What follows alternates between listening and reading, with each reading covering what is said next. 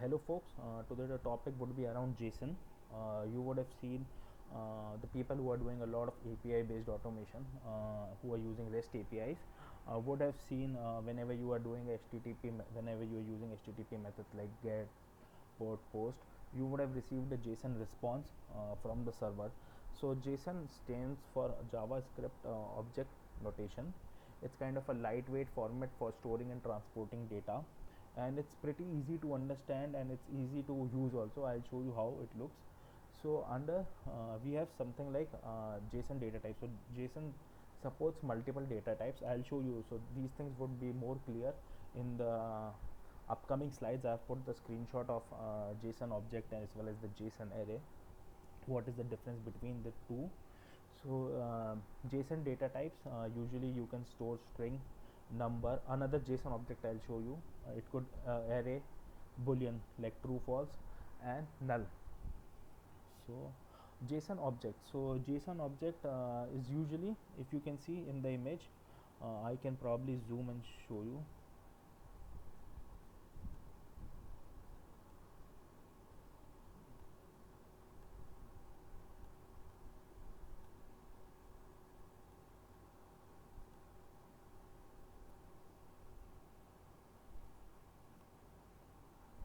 So if you can see,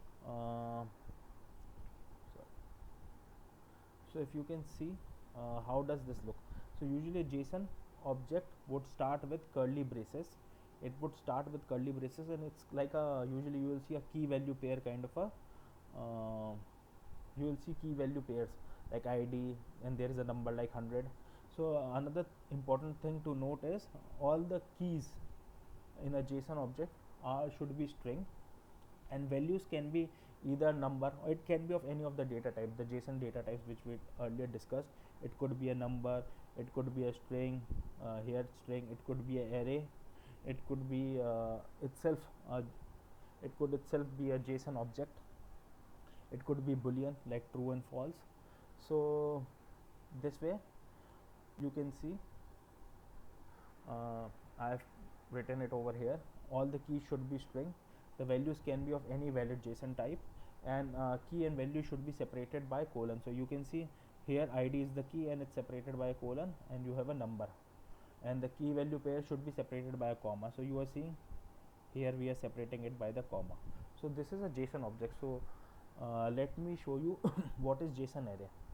So JSON array, it's pretty similar to arrays in the other programming languages.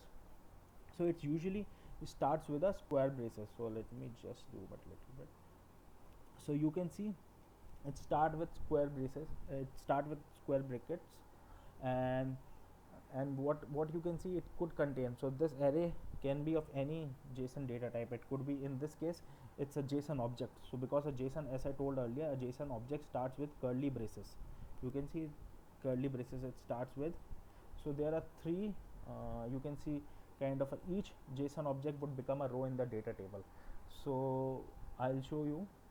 So each of this, the curly braces is a JSON objects, and here it's an array of JSON objects, which we call as JSON arrays, but it could be any of the data type. It could be as simple as here, rather than anything else, here it could be like names could be written like Rohan, Mohan, Sohan, all those. It could be a JSON array of strings. So as it is as it says, it can be any valid JSON data type, and the values in the JSON array should be separated by comma. So you can see after each JSON object we have put a comma here, comma. This is so usually how do you differentiate? JSON object would start with curly braces, and the JSON array would start with the square brackets. So in to work with JSON objects and JSON arrays in UiPath, we have to install this package UiPath.WebAPI.activities. Once you install this package, also make sure you have this Newtonsoft.json namespace. So if you see where your variable section is there is imports. You click on imports button and make sure by typing here Newtonsoft.json namespace is there. So in this demo, what we'll be showcasing is we'll be changing the JSON objects which starts with curly braces into a, will be converting it into a dictionary, and JSON array which starts with square brackets, will be converting it into a data table using in UiPath. There is once you install this package UiPath.web-api.activities, you will have something known as deserialized JSON activity. And so I have already installed it. I will show you. If you go to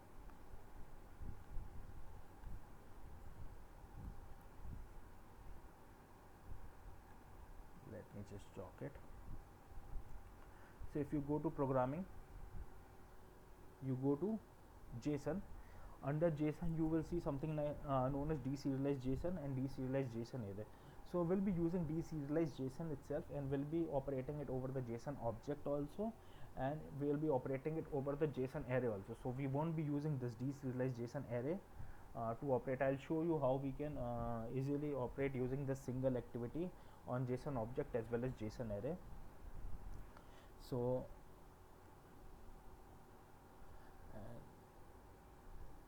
prior to that, let me show you simple JSON. So you can see this is a file.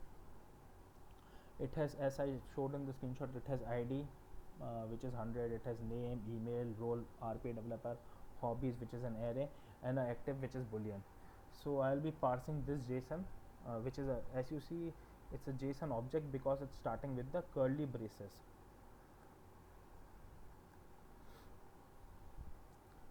So I will read this text file. So I'll read this JSON file.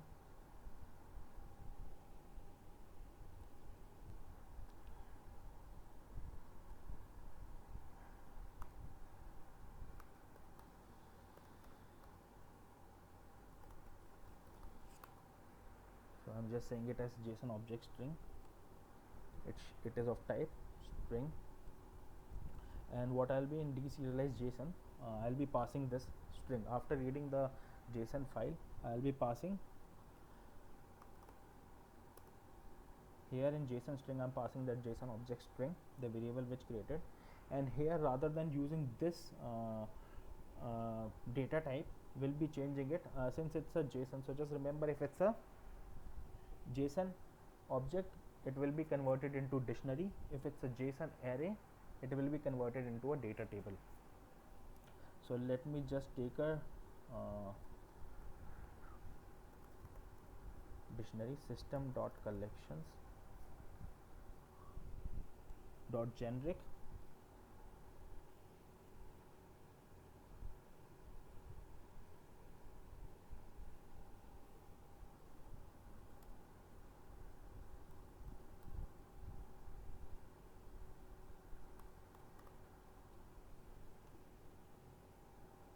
system.collections.generic.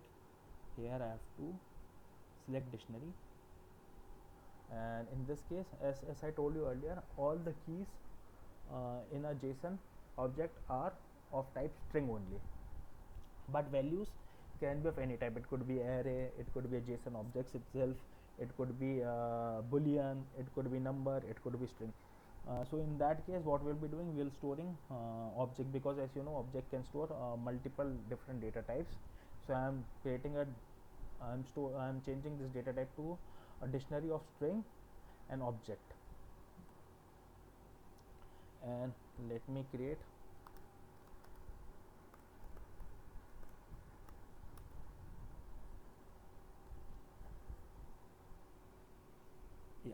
so you can see it's the one dictionary JSON object. I have created a variable which is of type dictionary, where key is string and the value can be anything. It's system.object.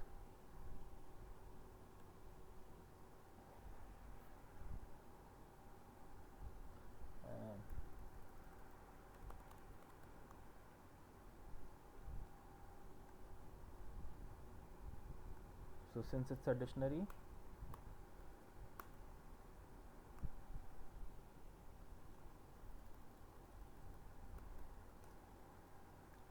I am iterating over the keys. So let me change it here to a key, and since the key is of type string, we already know. So what I'll be, and prior to that, let me store the value. So value,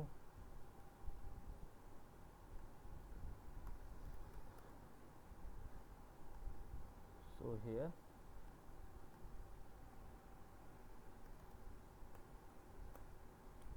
the key, and I'm converting it to string.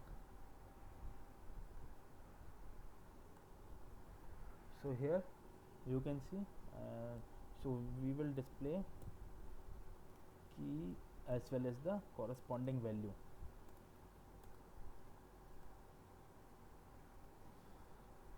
So let me run this and show you how easy it's to parse a JSON objective.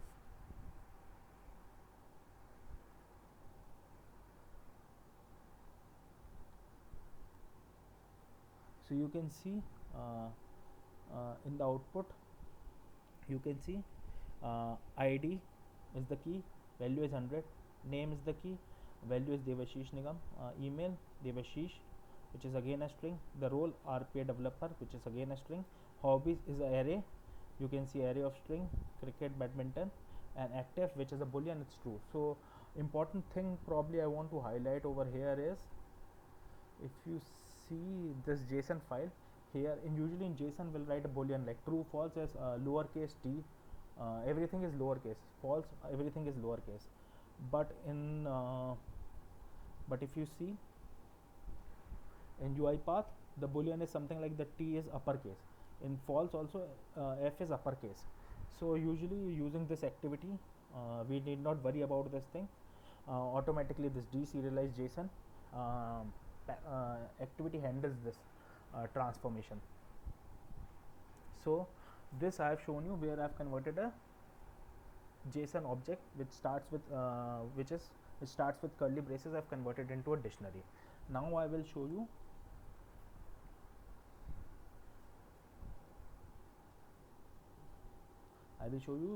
JSON array. So let me select this and let me open how the JSON array looks. So as you can see, it starts with square brackets, and here I have put a JSON object. So it's a JSON array where it's a collection of the JSON objects, and here you can see it's you have like employee ID, name, role, city. So these are the attributes. So let's convert it into a data table, and we'll show you how to do vice versa. So prior to me showing you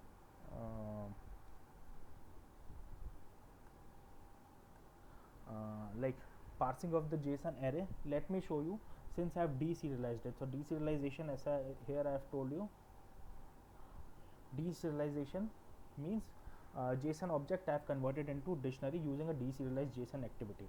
Now I want to do reverse of it. So I want to convert the dictionary again into a JSON object string.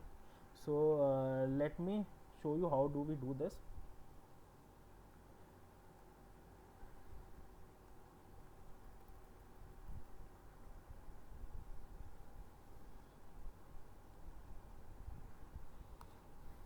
It's like I'm generated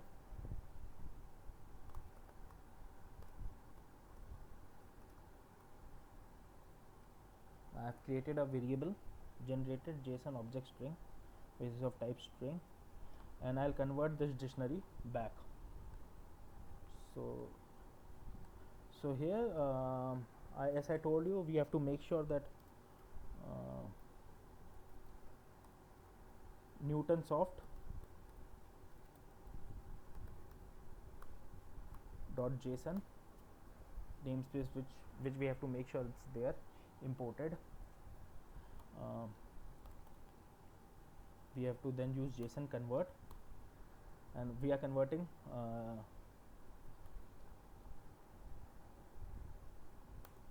and we want to serialize the object, which is in this case dictionary.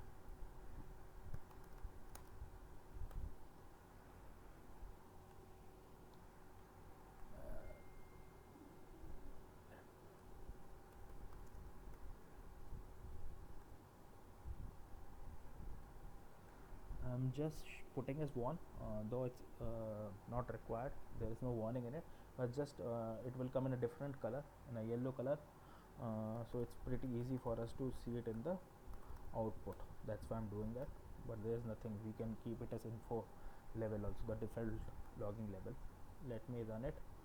So here till this portion we are changing the JSON object to dictionary, and in these two here we are changing the dictionary into a JSON object string.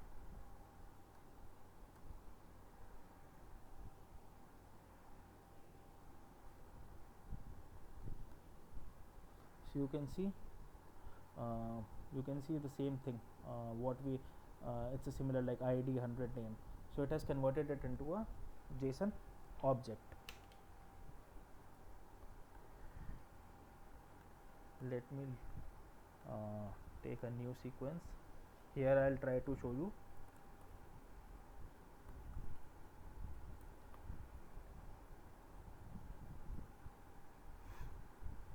JSON array.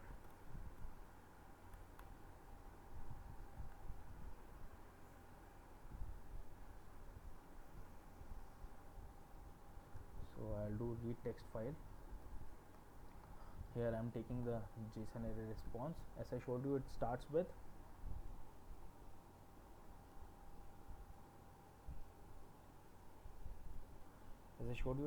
with square brackets, and it contains here it is a collection of the JSON objects. So in this case, the whole it will become a data table, and each row would be a JSON object, which would have for each column like employee ID, name, the role, and the city. These would become a 4 columns of the data table, and each row would have this value like 1001 Rohan, RPA developer in Pune. So let me showcase you.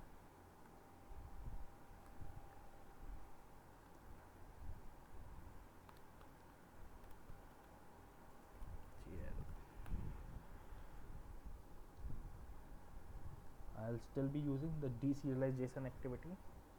Here I'm changing it to system.data.datatable. I'm passing the string, and object in this case would be DT. So I'm just saying J array DT.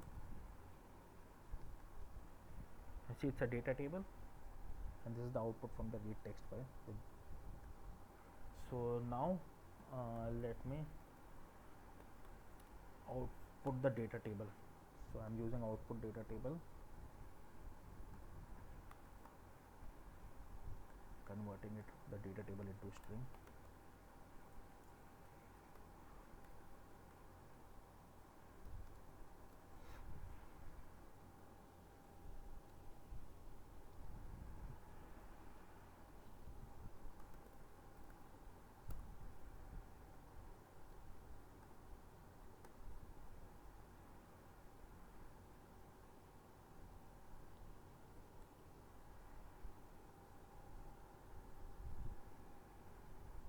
So here what we have tried to do in this case, we have tried to convert a JSON array into a data table. I think so it got a little stuck. Yeah. So here you can see I have output the data table, employee ID, name, role, and city. So each of the attribute became a column, and each row of the which is a JSON object like JSON object became a row. So you can see 1001 Rohan, RPA developer Pune, 1003 Mohan, RPA business analyst Delhi, Sohan, RPA manager Chennai. So it has converted into data table. Now since we have we have done this JSON array to data table conversion, I'll be showing you how I'll be converting a data table. I'll be serializing it to a JSON array string. So let me. So I'll be doing the same.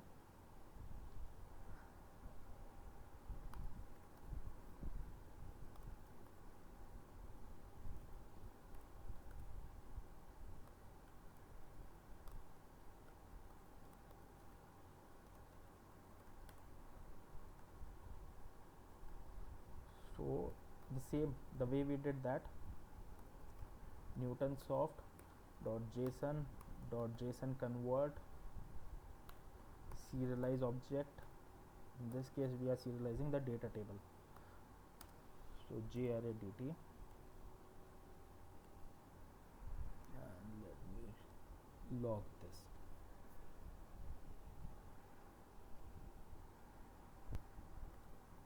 Let me just change it to 1 so that it comes in a different color, yellow, but it's not a warning.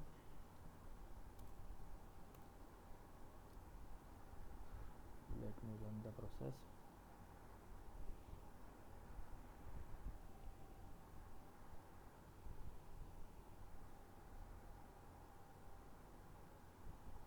So here you can see the data table which we had outputted. This data table again got converted into a JSON array.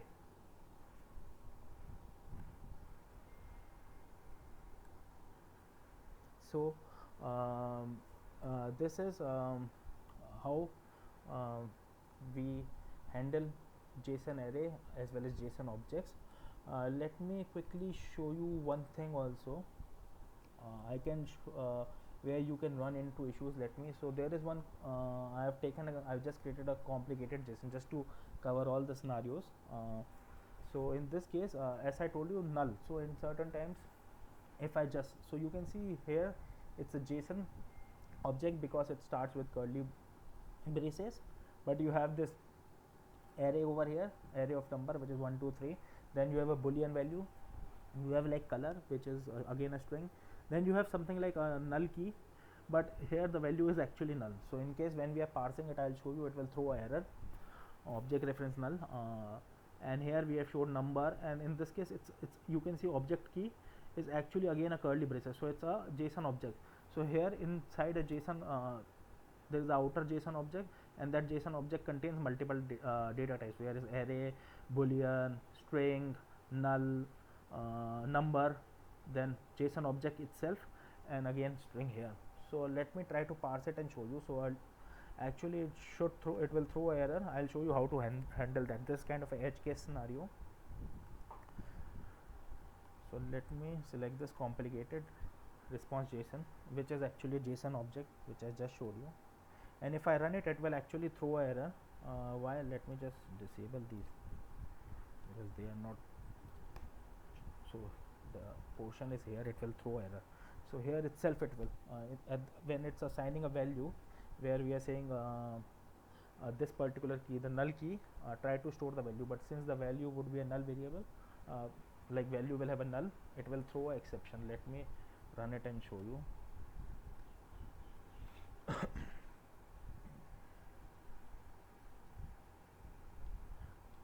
So you can see in assign it has thrown an error, object reference not set to instance of an object, null reference exception. So so what is the, how do I handle this kind of, this is a edge case scenario. So it's pretty easy to handle this kind of a scenario. I'm just dragging and dropping. If in this case we can just, because if you know, key is string, but value can be of it could be of any data type, so that's why we are storing it in a object. You can see why, because a dictionary is key is string and the value is object. So how do we check whether the object is null? Is nothing. And what I'm going to pass over here is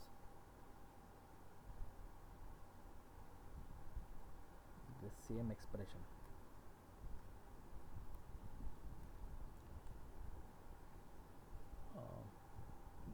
So it's a dictionary. I'm accessing it through a key and the value. So this value, if it's if the value, this value is null, then in that case we'll assign,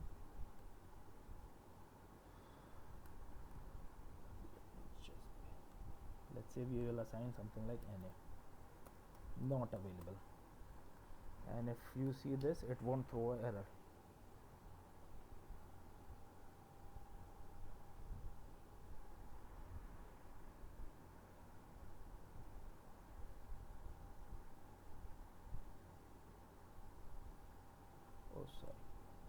mistake. Just in hurry. So is nothing is a way to check if the object data type variable is null or not. So you saw it passed. So here you can see array, and you can see a null key, and here the null is getting replaced with NA. So this is kind of a edge case scenario. So whenever you are parsing JSON objects, I'll probably advise you to put this if condition always, because you never know, there could be one edge case where the value is null, and it might run into your workflow might run into issues, or it can throw you an error. So it's better to use this if condition over here. I hope you would have liked the demo, and please let me know your feedback or queries in the comments. Thank you so much for your time.